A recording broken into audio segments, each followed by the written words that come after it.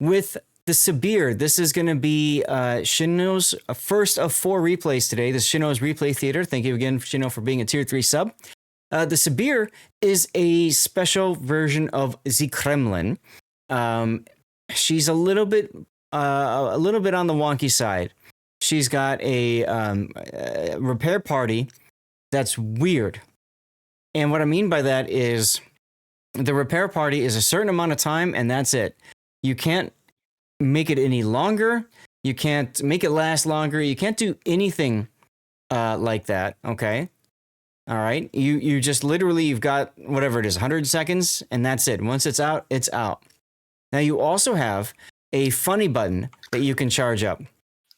And the funny button that you charge up, you get from main battery hits, or I think it's also from potential damage. Yeah, potential and secondary hits. Okay, potential and secondary hits. I always get them a little mixed up between that and the Pan American battleships and stuff.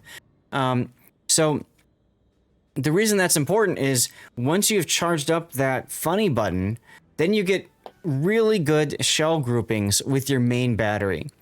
So it turns the Kremlin essentially into just this crazy sniper platform with the 457s, okay? Do tremendous damage. But it comes at a bit of a cost, right? One is you're kind of forced to play a secondary build. And two, like I mentioned earlier, you can't do anything to get more heal. It's literally what you've got is what you've got. So you really need to kind of work it through. I suppose the only way you can get more heal is Kuznetsov, right? You put Kuznetsov in, and you get that heal on top of whatever. So if you've used your 100 seconds of healing time, if Kuznetsov procs, you get a little bit extra heal back. We saw this ship used a lot in tournaments, especially the last King of the Sea, and frankly, I didn't think it did enough, but some people still like to use it. Good morning to you, Invictus, and SAT, thank you. 34 secondary hits or 2 million potential to fully charge it. 35 ship XP, blue boosters, okay. Well, that'll help for the Surkuf event at least. Let's get into your build, shall we? You've got Damage Control Party Mod 1, which is very important on this ship because of the fact that you don't really have any other way besides that specific duration heal to mitigate your fire and flood damage. So extending your DCP uptime is really handy for this. And as you can see, 28 seconds of uptime. Not bad. You've got engine room protection going on to secondary battery, propulsion, concealment, and then finally main battery mod 3. Now what I find interesting about this is you want to build the secondaries, but you haven't gone for secondaries in your slot 6. I suppose that makes sense because your main battery is still going to be the bread and butter of your damage. Hello, Tyler. I would probably change out of engine room protection and go damage control here just to even slightly reduce your risk of fire and flood. I think that would probably help you out more. You're probably never going to lose your engine or rudder in this boat, because you're typically just going to bow in towards your enemy and stuff anyway. Everything else makes perfect sense.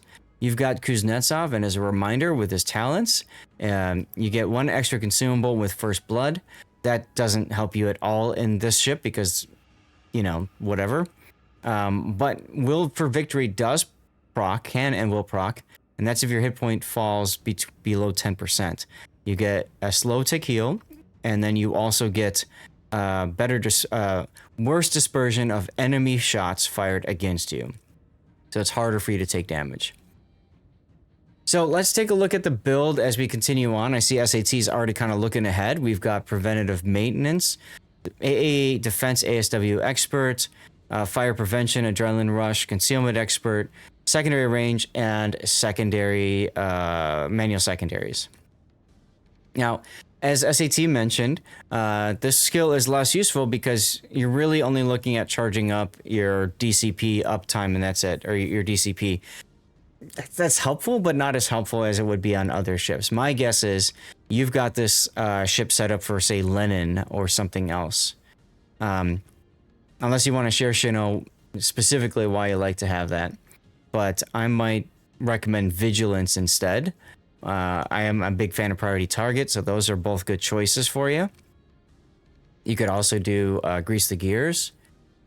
Yeah, Grease the Gears could work too, I suppose. You just want more AA DPS. Well, that's also fair. That's also fair. And I suppose you also get better damage with your depth charges as well. So sure, that's fine. For signals, you've gone with ship HP, fire reduction, flood, and fire chance. Fire chance, heal boosting, ship speed, secondaries, and consumables. Heal boosting won't matter for you, so I wouldn't bother with that. Wait. Does this help? 20% HP amount restored when using repair party consumable. 0.5%. Played Sibir for a month straight. Damn. Yeah, I don't know that this flag is going to do anything for you. So I'd probably drop the India Delta flag, your heal flag. Yeah, I don't think it does. I would probably drop your fire chance. I mean, they're okay for secondaries. I would pick up ramming. And let's see. Yeah, I would at least drop the fire flood chance because you're probably, I mean, for subs, I guess, with depth charges. But I think it's much more important that you take less damage from floods. Like, you know, if floods hit overall. So I might go for that, and maybe I'll do something like that. Or if you really hate planes, go with that. That might be a setup I'd go with. You have 1,000,000 XP on the Sibir. So I guess you like it, huh? Alright, well, let's get into the replay then. Drop that, and away we go. Straight 10s. No carriers, but you do have a pesky 4501 you have to deal with. Now, Shin usually plays on the Asia server. Okay. Got the new Thor, the new hotness. So you've got 4 cruisers, 2 destroyers, and a sub, and the rest are battleships. That's an okay lineup for you. I think the nice thing is you've got a lot of battleships that you can possibly charge up your funny button on. The Bremen's gonna be a real pain in the butt. I'm sorry, 5 cruisers. I can't math right now. All right. Interesting lineup. And thank you very much for the hydrate reminder, Morkbork. Let me get you a shout out. Hope you're having a good Friday, my friend. Let's shout out Morkbork.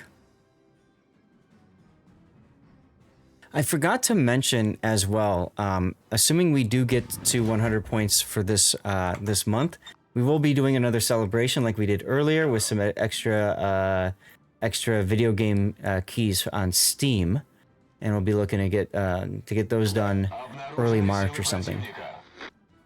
Bremen is a pain in the butt for the opposition. Your best Christmas acquisition. Yeah, Bremen's a good boat. Bremen and Hawaii, for that matter. Oh, I need to refill my water already. So this is Faroe Islands, and you're following your Petro buddy.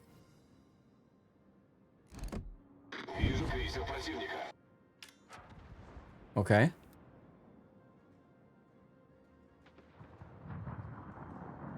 I'm curious. I want to see something. 66% GPU usage. Not bad. Okay. I updated video card drivers as well when I got home, so I'm just curious everything was working or not. You know how that goes. Not your top priority, but she really does well, more so than Hawaii. Well, I think she suits your playstyle better, Duckman. And that's not a knock against you or anything.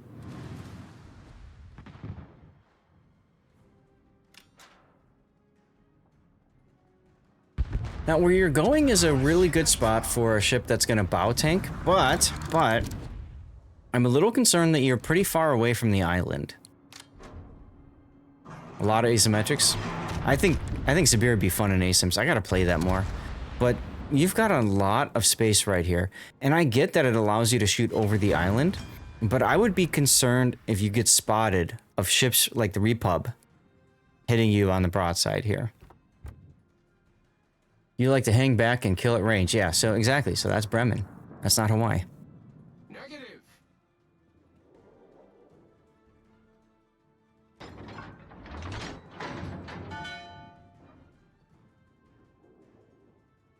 So now comes the part where you just kind of chill and wait for the enemy to come to you. I like this level of patience.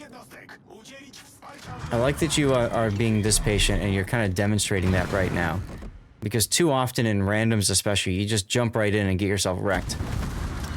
Your destroyer, you're addicted to destroyer knife fights. They're fun.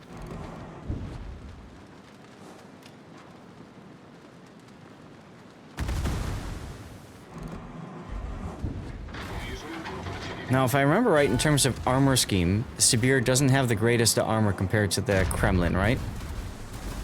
It's reduced in some cases. I don't believe so. I think it's basically the same armor model. Really? Oh, okay. Hey! Yes. Yeah, I'd have to... Same armor model as the Kremlin, but Okay. yeah, it's a squishy one from the sides. 32mm deck armor. 40mm deck versus Kremlins. See, so I thought...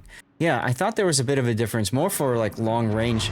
You know, Bremen, for example, with his 1/4 HE pen will pen your deck in the Sibir versus Kremlin it wouldn't. Which is, you know, that does add up. Destroyer was spotted more into the 9-10 line, so realistically only a Napoli could spot you. Gotcha. I'm curious why you guys pushed up now. I mean, you had your div mate check on radar to make sure with his Petra that there was nothing heading the B cap. So you knew it was safe to move up. And here's another example of now you're behind the island here. So these guys can't spot you. Nice kill on the defense. So I do like that you guys moved up a little bit here, but you're very dependent on these guys not wrapping around.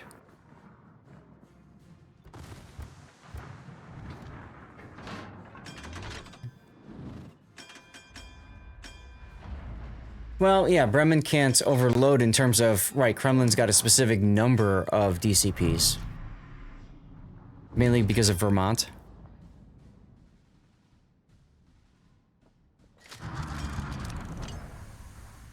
I like how you're just looking for another shot here on this Napoli.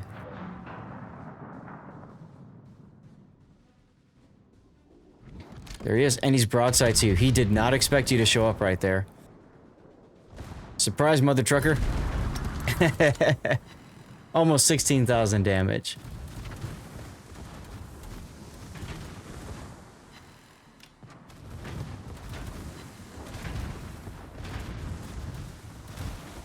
I already have an idea for a title for this, if it goes to YouTube, Shin.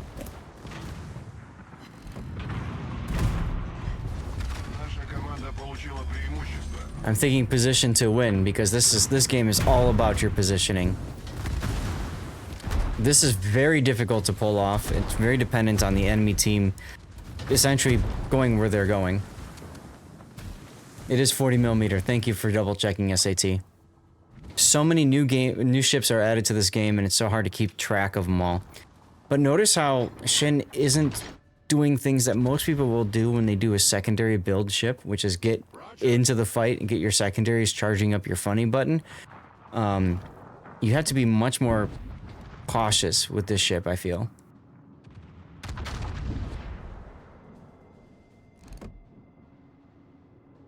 Silly Bremen. Nice hit. Look at that. You moved just enough to screw up the Napoli's torpedoes. Brilliant.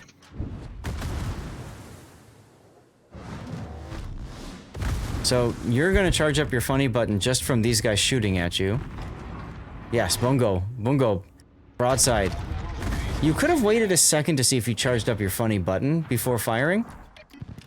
But I get you want to take advantage before he starts to turn. Let's see what your shell grouping is now. See, now you gotta wait until you can use it. And both of these guys, in theory, are supposed to turn. But they're not. How much did you pay these guys, Shin? There you go. Funny button first, and then fire. Look at how tight those shots are. Look at how tight those shots are. That's a dead Vermont. No, almost. Sorry about that. What's the F funny button? I'll put it up. Just to zero in your shot, so it's it completely dissolves any possibility of anything going out of your what is it, alpha aim or whatever you want to call it. You're firing ellipse, yeah. So the whole idea is it's 20% tighter dispersion, so it already has decently tight dispersion at close range, right? Because this is the same ballistics as Kremlin, isn't it? Yeah, yeah. Yeah. So what you do is you basically turn this thing into a surgical sniper at close range. So I don't know about the Sigma off the top of my head, Duckman, but the thing that's so special about this, and here's another situation where you fired just before you charged. I would have waited. The thing about this is you don't care about the Sigma because of the fact that you've tightened it up by 20%. So even if the Sigma was like a really small number, like 0.5, you know, and the shells are going to go all over the place, when you tighten up your ellipsis, or ellipse that they're going to hit, it doesn't matter. I'll say this. Sibir is literally the same as Kremlin except for funny button and the healing, basically. Okay. Yeah. And, like, all the stats are the same, so even the Sigma 1.7 is going to be the same on Sibir. Nice shot right there. Yeah, it just drops the dispersion. But a lot of people really like, in this game, having very tight shell groupings. Basically, if you know how to play Battleship and you know where to aim, this ship really rewards your abilities.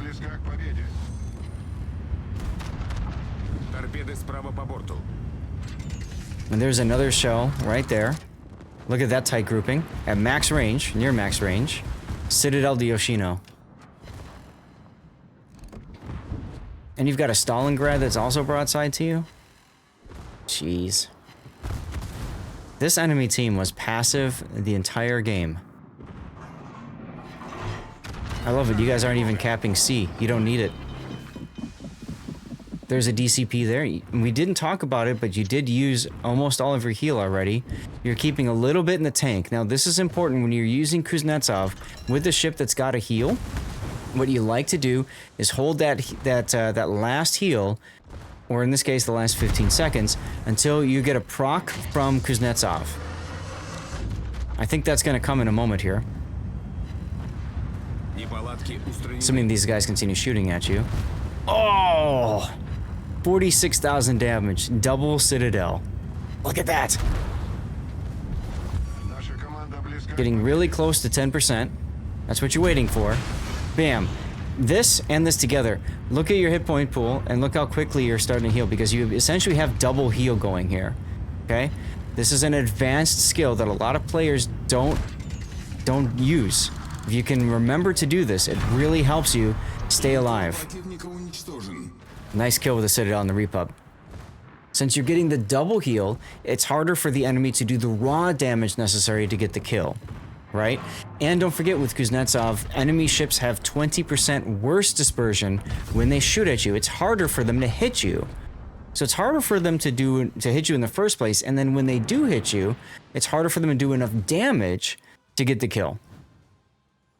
Very well played. Very well played. Better map controlling than Valparaiso could ever imagine. Yeah, I can see that. I can totally see that shit. Because the Valpo does have a few weak points that the Sibir doesn't have as much of. You're also baiting enemies into shooting you. Absolutely, yes. So, great game. Lots of damage. You got Confederate, close quarters, Dreadnought, and high caliber. That's true. Sibir is a 10. That's right. She's a tier 10. And, you know, I was going to call it position to win, but since you came in first place, we could also call it pole position if you want. One of my favorite games growing up. But look at that. You needed premium time. Otherwise, you wouldn't make any credits in this game. That's wild. That's why. Oh, because you're rebuying all your signals. Oof. Oof. Definitely drop the fire chance signals, in my opinion, and pick up the ram. The ramming is cheaper anyway. But dude, nice game. That was awesome. That was really cool to see. Great way to start us off on the replay theater today. Shin, thank you so much for the replay.